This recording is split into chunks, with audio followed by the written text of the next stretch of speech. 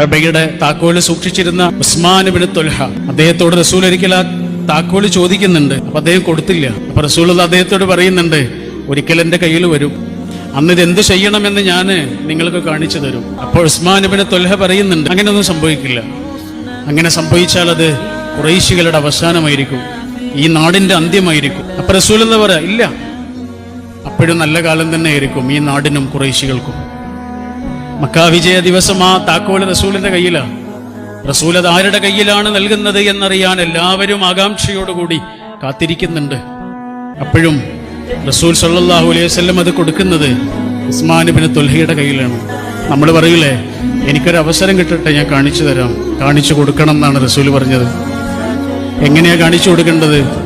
ഉസ്മാൻ ഇബ്നു ത്വൽഹയുടെ കയ്യിൽ കഅബയുടെ താക്കോല് തിരിച്ചു കൊടുത്തതുപോലെ. എത്ര മനോഹരമായ പ്രതികാര രീതിയാണ് ആ മഹാജീവിതം കാണിച്ചത്.